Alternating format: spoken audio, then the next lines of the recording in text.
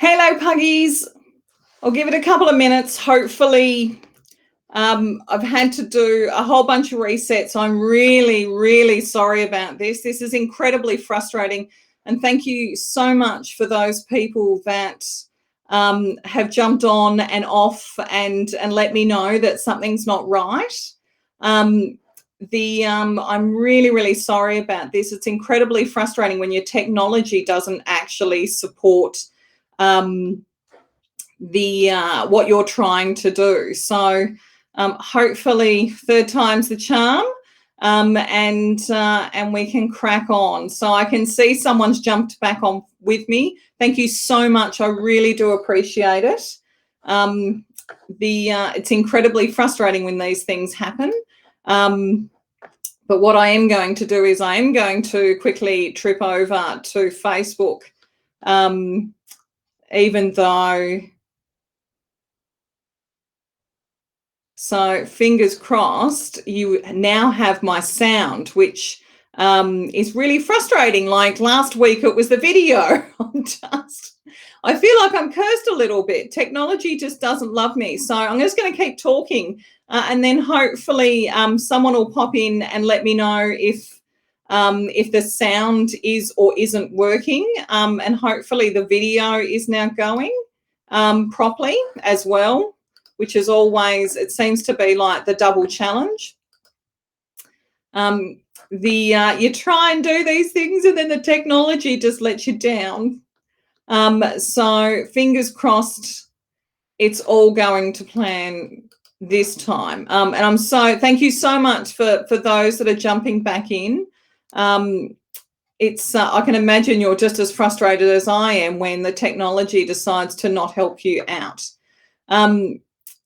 So I'll get started again, and then hopefully I'll see how things go. And if the technology has just, oh, thank you, Minnie, thank you so much. That is, or should I say, Elvie? Thanks for letting me know. You are an absolute gem. So hopefully that's whatever it is that's going on with Facebook that seems to be against me, has now fixed the glitch. I really do appreciate it. That's letting me know. So tonight I'll go back to the start. So anyone else? Oh, thanks, Jolene. God, third time's the charm. Third time is the charm. So Lord knows, it seems like I have to do a checklist to make sure everything works. I actually, believe it or not, did a dry run about 30 minutes ago to make sure everything was working. So it's always a challenge apparently between me and Facebook. So anyway, we're finally there. So thank you so much everyone who's dialed in.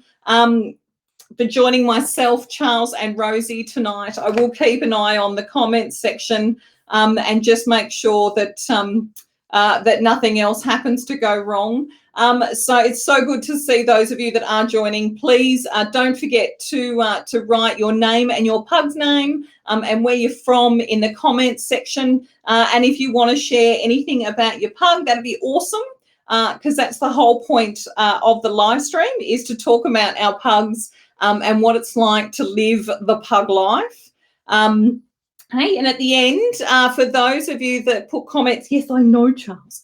For those people who put comments in the section and share, you've got the opportunity to win a $20 Pug Parties gift card. So we'll get hopping. I feel like I'm repeating myself, but that's fine. Obviously, the first couple of attempts, there was unless you can read lips, it wasn't actually was a bit of a one-way conversation. But thank you for everyone who did tell me what was going on. So tonight I wanted to share with you stories about the pug that started it all, my first Pug Louis. So as I mentioned last week's live stream, I fell in love with pugs after I saw the movie Milo and Otis. But I knew that I was still quite young then, so I knew that I'd have to wait a few years before I could have my very own Otis.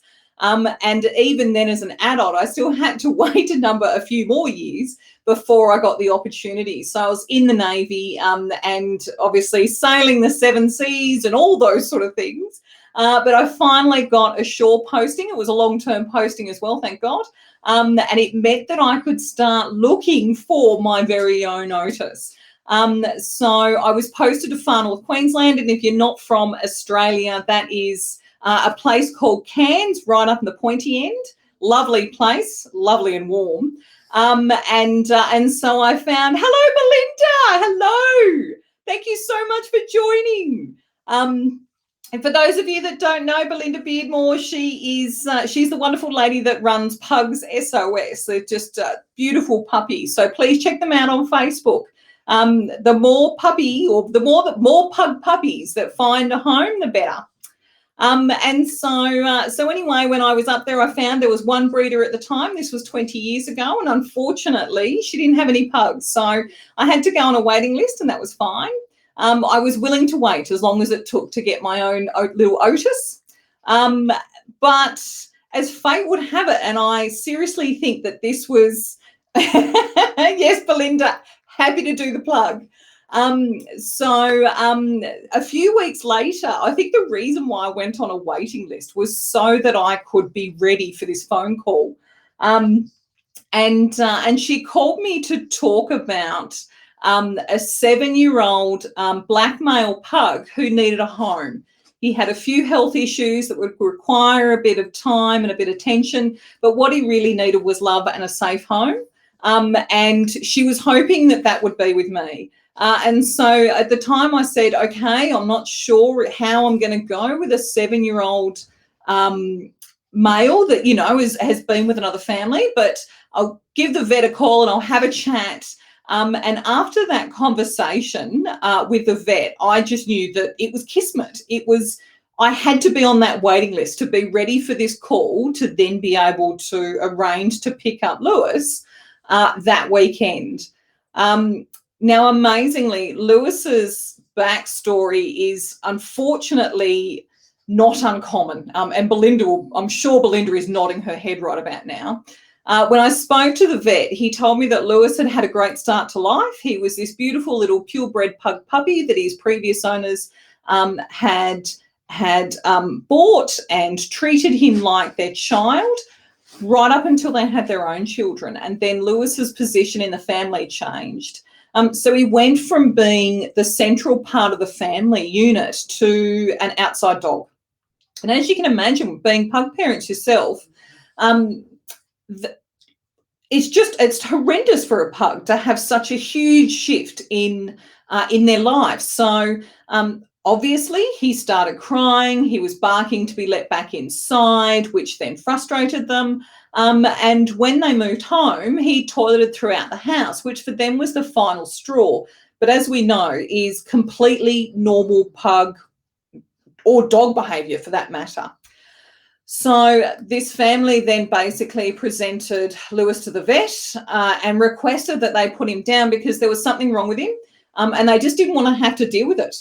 And they apparently didn't want him to go to a home where he might be mistreated. I have my opinion on that sort of thought process, but either way, it worked out for the best. Thankfully, the vet convinced them to give him 24 hours to find a suitable home for him, and they finally agreed, which is where I come in. Hello, Maxine, Charlie and Hugo. That's awesome. I'd love to see a photo of them. Lovely to see you, Maxine, or hear from you, I should say. So for people who didn't want Louis to go to a home that would mistreat him, in my opinion, in some ways, when I tell you what happened next, sort of still baffles me even today. So Louis had a lot of health concerns, with a lot of them being the result of some form of neglect or mistreatment. So physically, he had mites, he had an infection in both of his ears. He had a skin rash from a poor diet that caused him to scratch his hindquarters until they were red, raw and bleeding, all because he was allergic to red meat. So they fed him tin dog food. So you can sort of imagine, hey, Rachel, hello. Oh, that's awesome. And so, as I was saying, he was allergic to red meat, so they fed him tin dog food because they just obviously didn't consider that that was just as bad. And finally, he had really bad breath. For what we ended up discovering, he had rotting teeth. So all of these things are easily treatable and actually are easily avoidable if you just take some basic care. And that was just his physical problems, which the vet told me about over the phone and said to me that obviously there would be some treatments and a lot of love and care initially and all that sort of stuff, which was fine. I was really happy to do that because the more I heard about Louis, the more I wanted him to come home with me. And at least then I knew that he would have a better life, however long that life was going to be. The other thing that the vet mentioned to me was that he had a few, what we'd probably call now as mental health issues, but at the time the vet said unexplained behaviour. And when he finally come home and we introduced him into my house, that was when it really became apparent that it wasn't just neglect that this family had done with Louis. It was just so much more. So he flinched when you tried to pat or scratch or touch his head, and he had that throughout of his life. So for the next 7 years that he lived with me, he always did that. That was just an automatic reaction he always had. He ran from brooms and he cowered from vacuum cleaners. And I shudder to think what happened that would cause any dog to respond in that way. And I know that Belinda again is probably nodding her head as to these things because she's no doubt seen that in the many pugs that she's looked after over the years. So Louis was never more than half a metre away from me, and he had an inherent distrust of men. And it was only my father, my brother, and eventually Andrew, when we started living together, that he learned to trust some men, but not all of them. Definitely not all of them. And we just had to extrapolate from that there were things that we would always have to do to help that dog get through situations where he would feel threatened. And so that's basically what we did. That was to provide him with an environment where he felt safe and loved, and do everything else that we could medically to make sure that he had as good a life as he could possibly have, however long we had with him. Noting that we weren't really 100% sure what life was like before he came to live with me. So as I promised last week, you're probably still wondering why is it that his name was Louis, but we used to call him Fat Dog. And I'm really embarrassed, I have to admit that at the time when I first laid my eyes on him, he had these big, beautiful, soulful eyes. I'm just looking at his picture up on the wall here in my office. He had this wonderful grin, which in later years become very toothy because he lost teeth more and more as he got older. But he was such a pug. He had this solid little barrel body. And before I even realised I was saying it, I sort of said out loud, "Wow, you're a fat little puppy, aren't you?" And so for some reason we then just sort of ended up calling him Fat Dog. He was 10 kilos, which is big for a pug, but I now know that pugs can get a lot bigger than that. But he wasn't really stocky. He was chubby. He was very tightly rolled, my boy. But either way, sort of it stuck. And even though we got the weight off as soon as we could, because we all know that really helps with long-term health issues, he still responded to it. So you could call out Louis or you could call out Fat Dog, and he'd come running to you. And believe me, it didn't stop us from loving him any less than we did. He was my puppy, and that was all that mattered. So at the time when we finally picked up Lewis and we got him, had a really long chat with the vet, one of the things that the vet did warn me was that with his history and the potential for other long-term issues coming to light as he got older, he may not live past 10. And although noting that I adopted him at 7, I was a little bit sad because I thought pugs should last long after 10, but I do get that sometimes it just doesn't because of the situation that they're in. And so that made me really determined to give him a really good second half of his life. And I think it was also the one thing that kind of solidified in my mind that rescue pugs need families. They need good families. And so I knew that after Lewis, my next pug would be a rescue. That was sort of how I'd gone from wanting a pug puppy to looking after rescues. So our favourite pastime, and I am certain that you've all got these sort of pastimes with your pugs. I'd love to hear about them. So for Lewis and I, our mummy puggy time was what we used to call trashy Tuesday night TV. So for those of you that are old enough to remember Charmed, the TV show, absolutely loved it. It was on every Tuesday night for years. And that was my time with Lewis, and we'd lie on the couch together and we'd snuggle up. He'd lie in front of me, he'd snooze away while I got my girl power hit. And it was great. It meant that no matter what happened for the rest of the week, Tuesday night was our time. And so, as you can imagine, my now partner, Andrew, he wasn't around when I first got Lewis. So Andrew come along and pretty much upset the apple cart as far as Fatdog was concerned. Because not only did it mean that this man was sitting on the couch, he eventually started to stay over. And then even though Andrew never really tried to muscle in on mummy puggy time, he did know that Fatdog was number one, and Fatdog knew it too. So I was amazed at what ended up transpiring when Andrew ended up coming to live with me. And it's probably one of my favourite early memories of when Andrew and I started living together, because we ended up dubbing this initial move-in time as the alpha male wars. So Andrew would want Fatdog to do something, and it had to be done Andrew's way, because Andrew, like me, grew up with dogs that were, they lived a specific way, etc., etc. He'd never had a dog where they were kind of like Lewis and I. And of course, Lewis ignored him or gave him the look.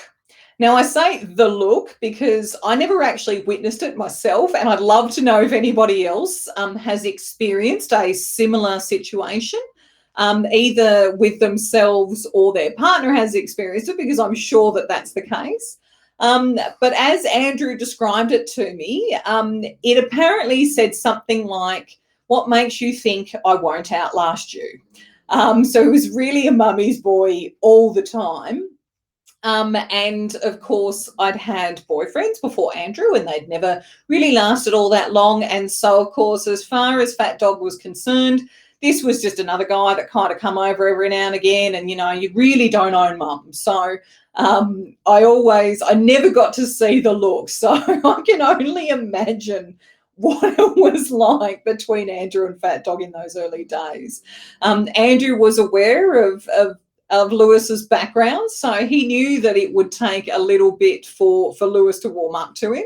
And believe me, they definitely did get there. But the other thing that sort of that happened during the alpha male wars was the backyard toilet battle. And I will laugh. I'm going to warn you now. I will laugh. It is really that funny. So this particular battle, which was part of the alpha male war period, Lewis was about 10 at the time. And so we'd recently moved to Melbourne, and I'd moved into a townhouse with a small backyard, and it had grass and sort of a fence line garden bed. just so I can paint a little bit of the picture first. So the backyard was like a jungle when I moved in. The last tenant had done zero upkeep. The grass was like hip high. It was horrendously high. All the garden beds were overgrown, and we figured out that somewhere in all of that grass was a mint bush, because Lewis had come in smelling like mint after he'd gone out for a toilet run. So he'd done a really good, it's so funny. It's like it's this little black tail sort of swishing between the grass. It was so funny. And at the time we didn't have a video camera, and I really, yes, Maxine, I completely agree. They are very possessive little puggies, aren't you, Charles? And so his little tail you could see sort of running through the grass. So Andrew was an avid gardener, and he still is. And so he'd, being a wonderful boyfriend at the time, set to work in clearing out the yard so it would look amazing. And his pet project, when he'd started clearing out all the garden beds, there was this really sickly wattle tree sort of in the far corner. And Andrew had, he wanted to get this wattle tree sort of back up and running and looking beautiful. And so he'd done all this work to give it every chance. And it did thrive. I will say there is a happy end to the story. But he didn't want anything impacting that recovery, which basically meant that Lewis was not permitted to toilet around the wattle bush in case it impacted this poor wattle bush's chance of surviving. So anyway, we'd found our new local vet, because obviously Lewis's teeth were really bad, and so he required annual dental work. And while we're in there going in for our annual dental work, the vet had advised Andrew that getting Lewis to toilet in one spot would be a steep learning curve for a pug of his age. He was 10, and let's face it, he pretty much had the rule of the roost up until this point. But if he really wanted to try it out, that he would need to keep an eye on Lewis, watch him like a hawk, and when he looked like he was ready to go to the toilet, which we all know is the little spin and sniff move, and as soon as he saw this, he had to run over, pick him up, and then deposit him in the spot that Andrew wanted him to toilet in. And we all know with pugs, it's repetition and repetition and repetition. So it meant Andrew would have to continue to do this over and over and over again until some point in time in the distant future, Fatdog would finally get it. He'd finally get it. So anyway, as you can imagine, Andrew said, I'm going to get this right. Having never been a pug parent prior to moving in with me, he didn't understand the unwritten rules about what it is to try and get a pug to do something that I want to do. I was fairly sceptical of his plan, but I thought I'd support his cause for no other reason other than the fact that Puppy Patrol would be a lot easier if we could get him to do it all in one spot. It'd be awesome. So anyway, the next time we're all outside in the yard, and Lewis is trotting around, and he makes a beeline for this garden bed with a wattle in it, and starts to do the puggy toilet spin. Andrew jumps up. He runs over before he can even finish the spin, picks him up, runs him up to the spot where he wants him to go to the toilet, and plonks him down. Then, as you can imagine, Andrew turns around, smile on his face. He's walking back towards me, pretty happy that he's managed to catch Fatdog in the act and get him to a spot where he really wants him to go to the toilet. At this point in time, Fatdog's decided that no, not doing this. Sprints back down the yard, which is quite agile for a pug who had arthritis at 10, and manages to do his business in the original spot that he wanted to, faster than Andrew could possibly have even registered. That my laughing, and I'm laughing so hard I'm almost wetting myself, was not my laughing at his genius, but at the fact that Fatdog had outsmarted him and done it within seconds. So Andrew swings around like, oh my God, I cannot believe it. I'm laughing. Fatdog, as you know, does a little bit of a flick of his hind legs, and then basically quite smartly walks past Andrew, doesn't even look at him, and just, it was pretty much the, yep, you know what, I've got you owned. Needless to say, Andrew decided to give up the toilet training as a fool's errand. And I'm also happy to say that after that, the Alpha Wars came to an end. Andrew describes it as both he and Fatdog coming to a gentleman's agreement on how things would go and who was in charge. Now, I suspect that what really happened was that they both thought that they were the alpha, and they somehow managed to make it work right up until the day that Louis passed away at the ripe old age of 14 years, which was wonderful. Basically, what it meant for me is that I got to enjoy 7 years of Louis's love. Andrew received 4 of them. And I could share, as I'm sure you all could, many, many adventures about the time that I had with Louis by myself and also with Andrew. Louis, just even now, I think he was one of those unique pugs that had the ability to win over the hardest of hearts with his eyes. He just had such soulful eyes, and he had such a calm, zen-like nature. And I haven't, all the pugs I've had since have never quite had that, so which to me makes that quite unique. And although he never stopped flinching when anyone went near his head, he did start to trust more and more people as his life went on. But the one thing I can say is that Louis did teach me that pugs are an incredible judge of character. And so if Louis didn't want to go near a man, then I never forced him, because I thought, you know what, your gut instinct is telling you that you don't want to go there, then I'm not going to make you go there. And I have to probably, if I had to choose between Andrew and Louis, I would have chosen Louis without a doubt. But luckily, they did sort out their differences, and we had wonderful holidays and times together right up until we lost him at 14. So it was a wonderful thing. So that was pretty much what I wanted to share about my first pug love. And I'd love to know about your adventures, whether that's with your first pug, your second pug, your third, or like Belinda, she's probably into like triple digits by now with the number of pugs that she's had in her life. I'd love to hear all about it. Please continue to share. I would love to see them in the comments section. And don't forget to tell me your name and your puggie's name, and share photos. I love seeing photos of everyone's pugs. I'm a little bit of a puggophile. So as you can see here, Charles is with me. We've woken up. We've woken up. We've almost fallen asleep. My poor little old boy. Hey, Charles is 12 and a half. So he has to beat the record of 14 years when it comes to my longest surviving pug. So thank you so much to everyone who joined. Thank you so much to everyone who let me know of the technical difficulties at the start. I swear I will get the hang of this. Lord help me, I will get the hang of this. So thank you to everyone who popped by and said hello. Maxine, mum of Charlie and Hugo, I'd love, I'm going to send you a message because I would love to give you our Pug Parties gift card for attending tonight's live stream. Thank you so much to everyone who joined, and I hope to see you again at 7 o'clock next Sunday. I know that for most of us in Australia it is a long weekend, but if you're like us here in Victoria, we'll probably still be in lockdown. So I'd love to share some stories with you about my second pug and my second black pug, Winston.